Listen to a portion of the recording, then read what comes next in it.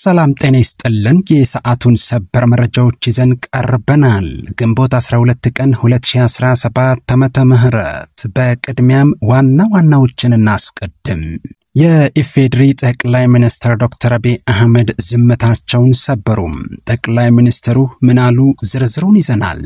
የጤና ባለሙያዎች ሙሉ ለሙሉ የሥራ ማቆም አድማ መጀመራቸውን ተከትሎ በአዲስ አበባና በተለያዩ ከተሞች በሚገኙ ሆስፒታሎች የሕክምና አገልግሎት መቋረጡ ተገልጧል።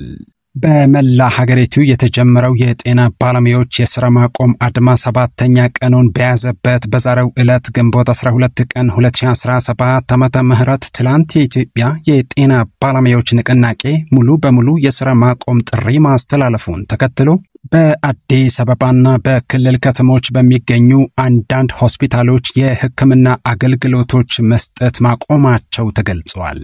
ሰሞኑን የተጀመረው የጤና ባለሙያዎች የሥራ ማቆም አድማ ከትላንት ጀምሮ ሙሉ አድማው መቀጠሉን የንቅናቄው አስተባባሪዎች ተናግረዋል።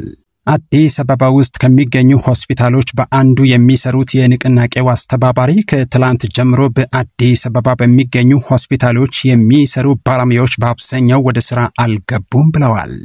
ሙሉ በሙሉ የሥራ ማቆም አድማችንን ጀምረናል።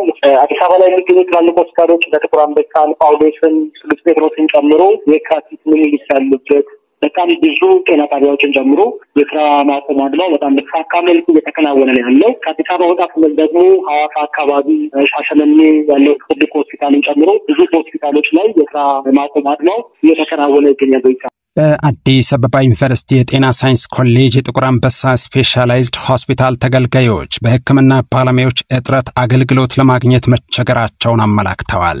አገልግሎት ፈላጊዎች ወደ ሆስፒታሉ አስተዳደር ቢሮ በማቅናት የመፍትሄ ያለህ በሚል ቢጠይቁም ሰላማዊ ሰልፍ እንዳይመስል እንዲበተኑ መጠየቃቸውን ገልጸዋል። ዶክተር የለም፣ ምንም ሐኪም የለም። ሐኪም አይገባም። ዝም ብሎ አስተዳደር ደግሞ ሰላማዊ ሰልፍ ይመስላል። ተበተኑ፣ እዚህ አትሰብሰቡ ምናምን ይላል። እንግዲህ እዚህ ጋር ሰውም እየሞተ ነው እያሉ ነው። የስም እርዳታ እያሉ የጤና ሚኒስቴር በጤናው ዘርፍ በአገልግሎት ጥራት እንዲሁም በጤና ባለሙያዎች የሚነሱ ችግሮችን ለመፍታት ሚኒስቴር መስሪያ ቤቱ እንደሚሰራና ውይይት መጀመሩንም ገልጿል። በተወሰኑ የጤና ተቋማት የአገልግሎት መስተጓጉል መከሰቱንም ጨምሮ አመላክቷል። ከዛ በተጨማሪም ደግሞ ምናልባት በጥቂት ቦታዎች ላይ በጥቂት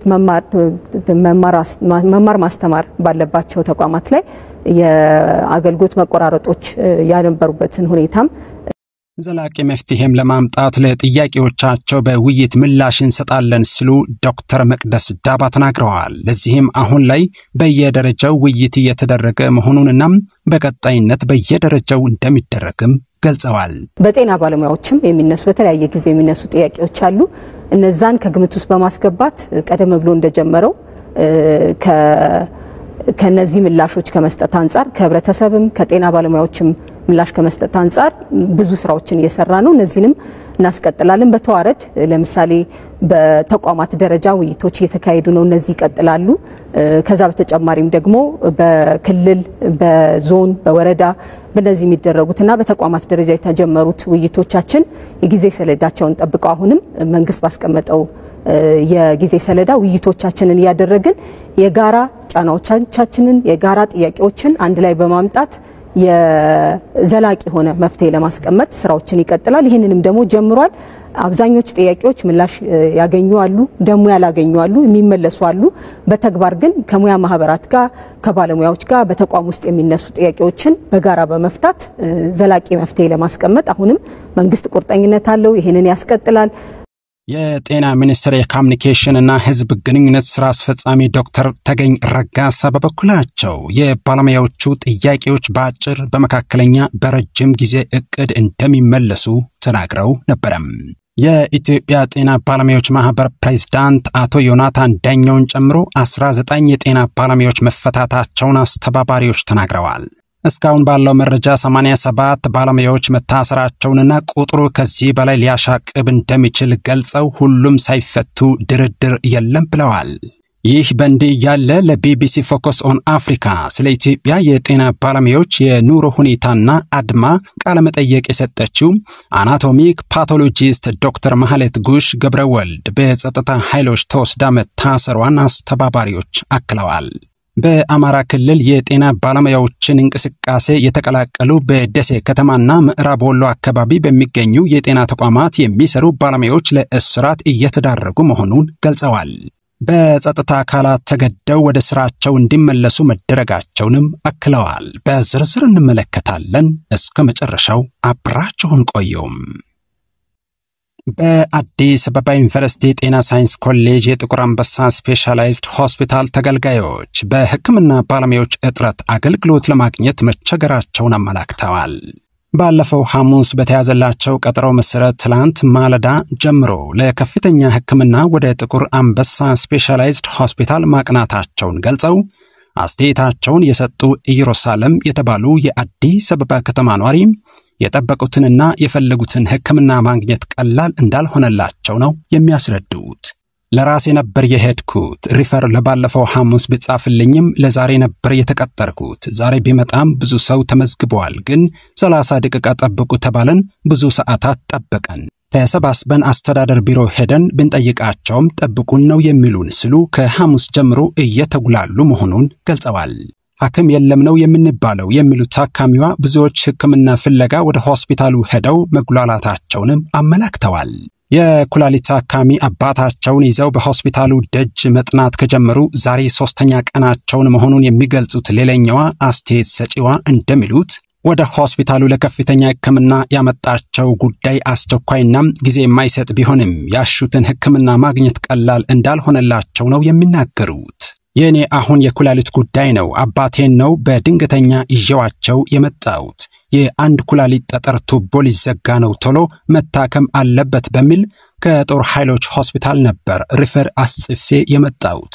ከባድ ነው፣ በቶሎ መታከም ያለበት ቢሆንም በዚህ ሁኔታ መታከሙን እንጃም በማለት ችግር ላይ መውደቃቸውን አንስተዋል። አገልግሎት ፈላጊዎች ወደ አስተዳደር ቢሮ በማቅናት የመፍትሄ ያለህ በሚል ቢጠይቁም ሰላማዊ ሰልፍ እንዳይመስል እንዲበተኑ መጠየቃቸውን ገልጸዋል።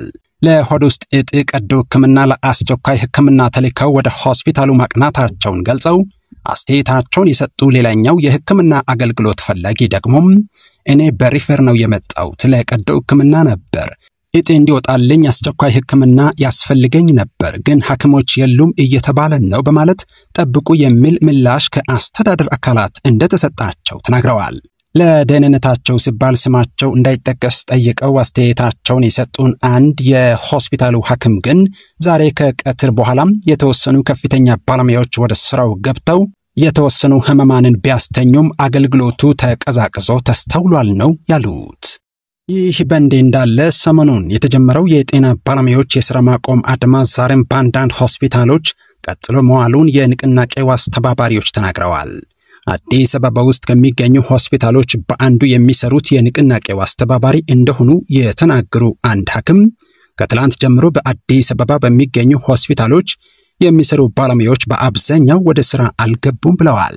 ባህር ዳር ከተማ ከሚገኙት ሆስፒታሎች መካከል በጥበበ ግዮን ሆስፒታል ከትላንት ጀምሮ ምንም አይነት ሥራ እንደሌለ አንድ የሆስፒታሉ ባለሙያ ተናግረዋል።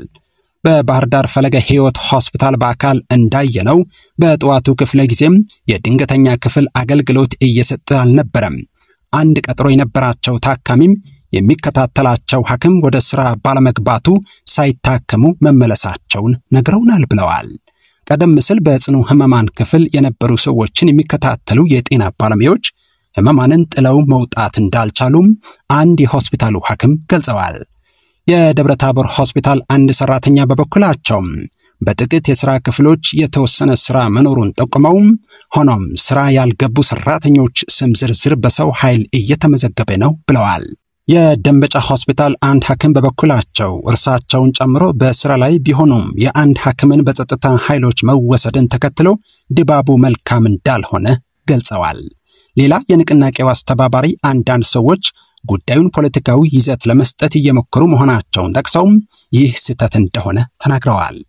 እኛን ተገን በማድረግ በእኛ ለመጠቀም የሚፈልግ አካል ከኛ መራቅ ይገባዋል። መንግስትም የተለያየ ምክንያት እየሰጠም የንቅናቄውን ዓላማ ሌላ አቅጣጫ ለማስያዝ የሚያደርገውን ሙከራም ያቁም ብለዋል።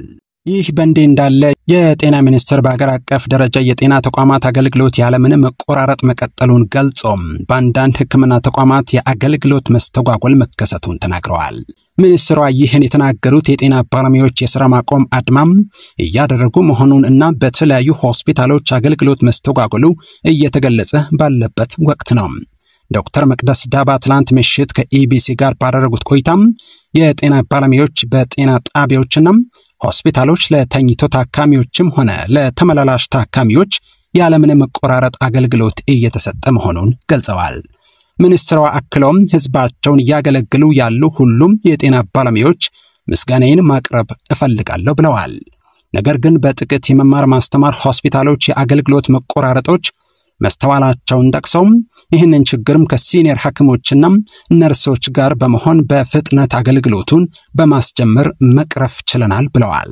ዶክተር መቅደስ ባለሙያዎች ወደ ጤና ተቋማት ሄደው አገልግሎት በሚሰጡበት ወቅት አንዳንድ አካላት ውጅንብር በመፍጠርና በማስፈራራት ስራውን ለማስተጓጎል እንደሚጥሩ አንስተው እነዚህ አካላት ላይ በሕግና በጤና ስነ ምግባር ደንቡ መሰረት አስፈላጊውን እርምጃም የሚወሰድባቸው መሆኑን ገልጸዋል።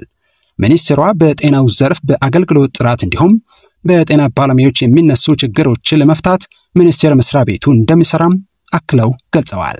ዘላቂ መፍትሄም ለማምጣት ለጥያቄዎቻቸው በውይይት ምላሽ እንሰጣለን ያሉት ዶክተር መቅደስ ዳባም ለዚህም አሁን ላይ በየደረጃው ውይይት እየተደረገ መሆኑንና በቀጣይነት በየደረጃው እንደሚደረግ ገልጸዋል። የጤና ሚኒስቴር የኮሙኒኬሽን እና ህዝብ ግንኙነት ስራ አስፈጻሚ ዶክተር ተገኝ ረጋሳ የባለሙያዎቹ ጥያቄዎች በአጭር በመካከለኛና በረጅም ጊዜ እቅድ እንደሚመለሱ ቀደም ብለው ተናግረው እንደነበረ አይዘነጋም። ይህ በእንዲህ እንዳለ በአማራ ክልል የጤና ባለሙያዎች እንቅስቃሴን የተቀላቀሉ በደሴ ከተማና ምዕራብ ወሎ አካባቢ በሚገኙ የጤና ተቋማት የሚሰሩ ባለሙያዎች ለእስራት መዳረጋቸውን ገልጸዋል። ከትላንት ጀምሮ ሙሉ በሙሉ የጤና ባለሙያዎቹ ጥያቄ ስራ በማቆም ይቀጥላል ተብሎ የነበረ ቢሆንም በአማራ ክልል ሰሜን ወሎ፣ ደቡብ ወሎም፣ ደሴ ከተማና ሌሎች አካባቢዎች የጤና ባለሙያዎቹ በከፊል ወደ ስራ ቦታቸው ተመልሰው አገልግሎት እየሰጡ ይገኛሉ። ነገር ግን የጤና ባለሙያዎቹ በስራ ገበታቸው ላይ የተገኙት ተገደው መሆኑን ስማቸው እንዳይጠቀስ የፈለጉ የጤና ባለሙያዎች ይናገራሉ። ኃላፊዎች መጥተው ማስፈራራት አድርጎብናል፣ ስራውን ማቋረጥ እንደሌለብን ከተቋረጠ እርምጃ እንደሚወስዱ ነገሩን። ከዚያ በኋላ ስብሰባ አደረጉም። መቼም በእልህ የሚሆን ነገር የለም። የጉልበት ስራን በእልህ ልታሰራ ትችላለህ፣ እኛን ግን ማሰራት አትችልም። አምነንበት አይደለም ወደ ስራ የተመለስ ነው ብለዋል። አንዳንዶቹ የጤና ባለሙያዎች ቀናትን በእስር ቤት ማሳለፋቸውን ገልጸው የዞንና የክልል የጤና ቢሮ ኃላፊዎች ለሚፈጠረው የሕክምና ችግር ተጠያቂ እንደሚያደርጉን በማስፈራራታቸው ወደ ስራ ልንመለስ ተገደናል ብለዋል። ማስፈራሪያና ዛቻ ነበር፣ ምክንያቱም ስራ ማቆም አይቻልም። ጥያቄያችሁ ወደ ሌላ ፖለቲካ አጀንዳ ዞረዋል፣ እናንተ አይደላችሁም የምትጠይቁት የሚል ነበረ። ሁለተኛው የሰው ህይወት በመጥፋት ወንጀል ትጠየቃላችሁ ብለውናል። ምክንያቱም ስራ ስታቆሙ የሞተ ሰው ነበር፣ በዚህ የነፍስ ማጥፋት ትከሰሳላችሁ። ነፍስ ያጠፋ ሰው ደግሞ በዋስ አይወጣም የሚልም ነበረበት ብለዋል። የጤና ባለሙያዎቹ ያነሳን ያለነው ጥያቄ ሰላማዊና የተለየ ፍላጎት የማይታይበት የኑሮ ደረጃችንን መሰረት ያደረገ ነው ያሉ ሲሆን አሁን ላይ ግን በጤና ተቋማቶች አካባቢ የጸጥታ ኃይሎችን በማስፈር ጫና እየተደረገብን ነው ብለዋል። ከዞንም መጥተው ያነጋገሩን አጥጋቢ አይደለም ምላሻቸው። ምክንያቱም እኛ አደጋ ላይ ነው ያለነው፣ ዘግተን እንወጣለን ብንል ከዚህ መሄድ አንችልም። ሆስፒታሉና አድማ ብተና ጎን ለጎን ናቸው።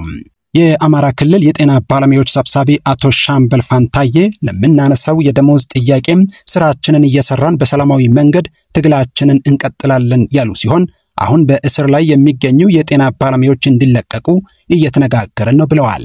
ስራን በማቆም ስራ የማቆም አድማ በማድረግ እናቶች ወይም ሌሎች የሞቱ ባለሙያው ጥቅም እንዲያገኝ የሚል አይነት መንገድ አይደለም። እየሰራን መስዋዕትነት እየከፈለን መንግስት በተገቢው ጥያቄያችንን ይፍታ የኛ አቋም ነው ብለዋል። ችግራችን በንግግር እንዲፈቱልን እንፈልጋለን። በማሰርና በማሸማቀቅ አይደለም መልስ ማግኘት ያለብን። የጤና ባለሙያዎች በስራ ቦታቸው በመገኘት ግልጋሎት መስጠት ጀምረዋል ያሉት አቶ ሻምበል አሁን ጥያቄያችን ሰላማዊ በሆነ መንገድ እንዲፈታ ጥረት እናደርጋለን ሲሉም ተናግረዋል። ጥያቄው ይቀጥላል። አሁንም ጥያቄውን ይዘን እንቀጥላለን መልስ እስክናገኝ ድረስ። ሆኖም ግን ባለሙያው እንዲረጋጋ አንድም ባለሙያ ጉዳት እንዲደርስበት አንፈልግም። አንዳንድ የታሰሩ ባለሙያዎችም እንዲፈቱ ሰፊ ጥረት እናደርጋለን ብለዋል። ይህ በእንዲህ እንዳለ የጤና ባለሙያዎች ሙሉ ለሙሉ የሥራ ማቆም አድማ መጀመራቸውን ተከትሎ በአዲስ አበባና በተለያዩ ከተሞች በሚገኙ ሆስፒታሎች የሕክምና አገልግሎት መቋረጡ ተመላክቷል። በመላ አገሪቱ የተጀመረው የጤና ባለሙያዎች የሥራ ማቆም አድማም 7ኛ ቀኑን በያዘበት በዛሬው ዕለት ግንቦት 12 ቀን 2017 ዓመተ ምህረት ትላንት የኢትዮጵያ የጤና ባለሙያዎች ንቅናቄ ሙሉ በሙሉ የሥራ ማቆም ጥሪ ማስተላለፉን ተከትሎም በአዲስ አበባና በክልል ከተሞች በሚገኙ አንዳንድ ሆስፒታሎች የሕክምና አገልግሎቶች መስጠት መቆማቸው ተገልጿል። በአርሲ ዞን አሰላ ከተማ የሚገኘው የአሰላ ማስተማሪያና ሪፈራል ሆስፒታል የሚሰሩ የጤና ባለሙያዎች ተቋሙ ሙሉ በሙሉ የሥራ ማቆም አድማ ውስጥ መግባቱን ገልጸዋል። ሬዚደንት የሆኑ ጀማሪ የሕክምና ባለሙያዎች በሥራ ቦታቸው አልተገኙም ብለዋል። ከአዲስ ስታንዳርድ ጋር ቆይታ ያደረጉ አንድ ጤና ባለሙያ እንደገለጹት ሙሉ በሙሉ የሥራ ማቆም አድማው መደረጉን ተናግረው ነገር ግን አንዳንድ ታማሚዎችና ጥቂት ነርሶች በክፍሎቹ ውስጥ ቀርተዋል ብለዋል። አክለውም በድንገተኛ ክፍል ጥቂት አጠቃላይ ሐኪሞችና ነርሶች ብቻ ይገኛሉ ሲሉ ገልጸዋል። በኦሮሚያ ክልል ሰሜን ሸዋ ዞን ፊቼ ከተማ በሚገኘው የሰላሌ ዩኒቨርሲቲ ኮምፕሬሄንሲቭ ስፔሻላይዝድ ሆስፒታል የሚሰሩ አንድ ጤና ባለሙያ እንደተናገሩት በሆስፒታሉ የሚገኙ አጠቃላይ ሐኪሞች ሙሉ በሙሉ የሥራ ማቆም አድማውን እየተሳተፉ ነው። ሌሎች የሰራተኛ አባላት ግን አሁንም እየሰሩ ናቸው ብለዋል። አክለውም የሆስፒታሉ አስተዳዳሪዎች የዕለት ከዕለት እንቅስቃሴውን ለማስተዳደር የሕክምና ተማሪዎችን እየተጠቀሙ መሆኑን ተናግረዋል። አብዛኛውን የሥራ ጫና ለመሸፈን 5ኛ ዓመት የሕክምና ተማሪዎችን ወደ ሥራ አስገብተዋል ያሉ ሲሆን እነዚህ ተማሪዎች ያለ በላይ ተቆጣጣሪ ለመስራት ገና ብቁ አይደሉም ሲሉ አጽንኦት ሰጥተዋል። በኦሮሚያ ክልል ባሌ ዞን በሚገኘው የሜዳ ወላቡ ዩኒቨርሲቲ ጎባ ሪፈራል ሆስፒታል የሚሰሩ ሌላም የጤና ባለሙያ እንደተናገሩት ከትላንት ማለዳ ጀምሮ ሁሉም የጤና ባለሙያዎች ሥራ አቁመዋል ብለዋል። ቀደም ሲል ከነበረው ከፊል የሥራ ማቆም አድማ አሁን ላይ ወደ ሙሉ በሙሉ የሥራ ማቆም መቀየሩን አመላካች ነው ሲሉ ተናግረዋል። አክለውም በአሁኑ ሰዓት በሆስፒታሉ እንደ ወሊድና የጽኑ ሕክምና ክትትል ክፍል ያሉ ወሳኝ አገልግሎቶችን ጨምሮ ምንም አይነት አገልግሎት እየተሰጠ አይደለም ያሉ ሲሆን እነዚህ ክፍሎች ባለፈው ሳምንት በነበረው በከፊል የሥራ ማቆም አድማ ወቅት ክፍት ነበሩ ብለዋል። አንዳንድ ታማሚዎች በተለይም በቀዶ ጥገና ክፍል ውስጥ አሁንም መኖራቸውን ገልጸው በቀዶ ጥገና ክፍል ውስጥ 10 የሚሆኑ ታማሚዎች እንዳሉም ጠቅሰዋል። በክፍሉ 40 አልጋዎች ያሉ ሲሆን የቀሩት ታካሚዎች በቅርቡ ከሆስፒታሉ ይወጣሉ ተብሎ ይጠበቃል ሲሉ ገልጸዋል። አክለውም የጸጥታ ኃይሎች ከትላንት ማለዳ ጀምሮም በሆስፒታሉ ቅጥር ግቢ ውስጥ መግባታቸውን ገልጸው እነሱ መገኘት የቀሩት የጤና ባለሙያዎች ከፍተኛ ፍርሃት እንዲሰማቸው አድርጓል ሲሉም ጨምረው ገልጸዋል። በአማራ ክልል ቀደም ሲል የጤና ባለሙያዎች በጅምላ መታሰራቸውን የተዘገበበትና በኋላም ከሥራ ከቀሩ ግቢውን ለቀው እንዲወጡ መመሪያም ተላልፎባቸው የነበሩ የጎንደር ዩኒቨርሲቲ ኮምፕሬሄንሲቭ ስፔሻላይዝድ ሆስፒታል ሰራተኛ የሆኑ አንድ ጤና ባለሙያም እንደተናገሩት ሆስፒታሉ በአብዛኛው ባዶ ሆኖ ቀጥሏል ብለዋል። አያይዘውም በአሁኑ ሰዓት ምንም ጀማሪና ሬዚደንት ሐኪሞች ግቢ ውስጥ የሉም፣ አስቀድመን ለቀን ወጥተናል ብለዋል። አብዛኞቹ ነርሶችና ሌሎች ሰራተኞች ሙሉ የሥራ ማቆም አድማውን ተቀላቅለዋል ያሉ ሲሆን በአስተዳደር ሥራ ላይ ያሉ ብቻ ናቸው አሁንም እየሰሩ ያሉት ሲሉ ጠቅሰዋል። ባለሙያው በድንገተኛ ሕክምና ክፍል አካባቢ ብቻም የተወሰነ እንቅስቃሴ መኖሩን ገልጸው ከዚህ ውጪ ምንም አይነት እንቅስቃሴ የለም ሲሉ ተናግረዋል። ይህ በእንዲህ እንዳለ በሶስት ዋና ዋና ሆስፒታሎች ማለትም በዳግማዊ ምኒልክ ሪፈራል ሆስፒታል፣ በዘውዲቱ መታሰቢያ ሆስፒታልና የካቲት 12 ሜዲካል ኮሌጅ ሆስፒታል ባደረገው ጉብኝት የአገልግሎት መስተጓጉል በስፋት ማስተዋሉን አዲስ ስታንዳርድ ገልጾ የተወሰኑ የድንገተኛ ሕክምና ክፍሎች ብቻ ስራቸውን ሲቀጥሉ ለመታዘብ መቻሉን ጨምሮ ገልጿል። አዲስ ስታንዳርድ በዘውዲቱ መታሰቢያ ሆስፒታል ባደረገው ጉብኝት በርካታ ሰዎች ከሆስፒታሉ ዋና በር ሲመለሱ መመልከቱን ገልጿል። በሆስፒታሉ ውስጥ እንክብካቤው ቀደም ሲል ቀጠሮ ለነበራቸው ወይም ተከታታይ የሕክምና ክትትል የሚያደርጉ ታካሚዎች ብቻም ሲሰጥ ነበረ። የምርመራና የላብራቶሪ ክፍሎች ባዶ የነበሩ ሲሆን በስራ ላይ የነበረ ምንም ሰራተኛ አልነበረም። ክፍት የነበሩት የድንገተኛ ክፍል የወሊድና የጽኑ ሕክምና ክትትል ክፍሎች ብቻ ነበሩ። አዲስ ስታንዳርድ በየካቲት 12 ሜዲካል ኮሌጅ ሆስፒታል ጉብኝት ያደረገ ሲሆን እንደ ኦርቶፔዲክስ፣ የነርቭ ሕክምና፣ ላቦራቶሪ፣ የውጭ ህመማን፣ ኢንዶስኮፒና ፊዚዮቴራፒ ያሉ ክፍሎች አገልግሎት እየሰጡ እንዳልነበሩ ተመልክተዋል። አንድ የሆስፒታሉ ሰራተኛ ከትላንት ማለዳ ጀምሮም አንድም የጤና ባለሙያ ወደ ስራው አልተመለሰም። ይህ የኛ ኃላፊነት ስላልሆነ ለታካሚዎች ጥያቄዎች ምላሽ መስጠት አንችልም ሲሉ ተናግረዋል።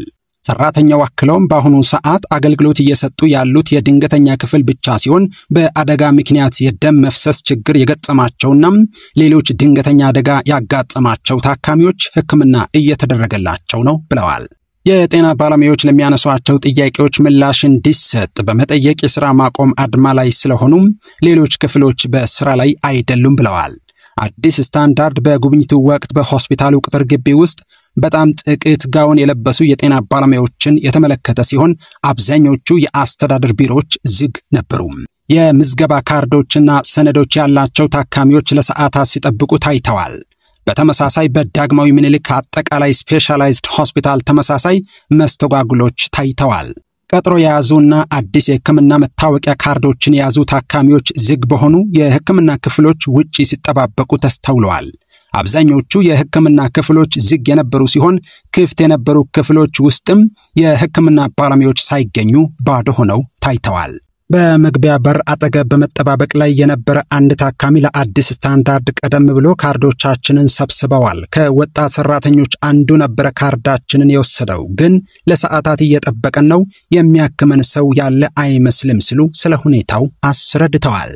አዲስ ስታንዳርድ የድንገተኛ የጽኑ ሕክምና ክትትልና የውስጥ ደዌ ሕክምና አገልግሎቶች እንደቀጠሉ ያስተዋለ ቢሆንም ሁሉም የመደበኛ ሕክምና አገልግሎቶች የምርመራና የልዩ ሕክምና ክፍሎች ስራቸውን ማቋረጣቸውን ተመልክተዋል። በሌላ በኩል ዲጂታል መታወቂያ አሁን ላይ የፈጠራ ውጤት ብቻ ሳይሆን ጠቃሚ የህዝብ መሰረተ ልማት ወደ መሆን ተሻግሯል ሲሉ ጠቅላይ ሚኒስትር ዶክተር አብይ አህመድ ተናገሩ። ኢትዮጵያ ለመጀመሪያ ጊዜ ያዘጋጀችውና በዲጂታል የማንነት ምዝገባ ላይ ያተኮረው አይዲ ፎር አፍሪካ የተሰኘው ዓመታዊ መርሃ ግብር ዛሬ ተጀምሯል። በመክፈቻው መርሃ ግብር ላይ የተገኙት የፌዴሪ ጠቅላይ ሚኒስትር ዶክተር አብይ አህመድ ባደረጉት ንግግር ኢትዮጵያ በፋይዳ የዲጂታል መታወቂያ እስካሁን 15 ሚሊዮን ዜጎችን መመዝገቧን አስታውቀዋል። ፋይዳ ካርድ ብቻ አይደለም፣ ግላዊነትንና ምስጢራዊነትን ጠብቆ የሚያስፈልገውን ብቻ የሚሰጥ ልዩ ቁጥር ነው ብለዋል። አክለውም ዲጂታል መታወቂያ አሁን ላይ የፈጠራ ውጤት ብቻ ሳይሆን ጠቃሚ የህዝብ መሰረተ ልማት ወደ መሆን ተሻግሯል በማለት ለበርካታ አገልግሎቶች በር የከፈተ ስለመሆኑ አንስተዋል። የትኛው መንግስት ይህንን ብቻው ሊያከናውነው አይችልም ያሉት ጠቅላይ ሚኒስትሩ የግሉ ሴክተር፣ የሲቪክ ማህበራት፣ አጋር የልማት ድርጅቶች ሁሉም የሚያዋጣው ወሳኝ ሚና አለ ሲሉ በዘርፉ የሚደረገውን ትብብር አስፈላጊነት አንስተዋል። መታወቂያ መመዝገብ በራሱ የመጨረሻ ግብ አለመሆኑን በማንሳትም ከፋይናንስ ትምህርትና ማህበራዊ ጥበቃ ጋር ማስተሳሰር አስፈላጊ ነው ብለዋል። ትክክለኛ ውጤት የሚለካው በተገነባው የሲስተም ብዛት ሳይሆን ለሰዎች ለውጥ ባበረከተው አስተዋጽኦ መጠን ነው በማለት የዲጂታል መታወቂያ ስርዓትን ከወሳኝ አገልግሎቶች ጋር ማስተሳሰር ያለውን ጠቀሜታም ጠቅላይ ሚኒስትሩ አብራርተዋል። የአይዲ ፎር አፍሪካ ዋና ዳይሬክተር ዶክተር ጆሴፍ በበኩላቸው በኢትዮጵያ በተዘጋጀው በዚህ ዓመት ኮንፈረንስ ላይ ከ48 አባል ሀገራት ከ1000 በላይ የመንግስት ኃላፊዎች መገኘታቸውንና ይህም በኮንፈረንሱ ታሪክ የመጀመሪያ መሆኑን ጠቅሰዋል። መርሃ ግብሩ ዛሬን ጨምሮ ለቀጣይ 3 ቀናት ይቆያል።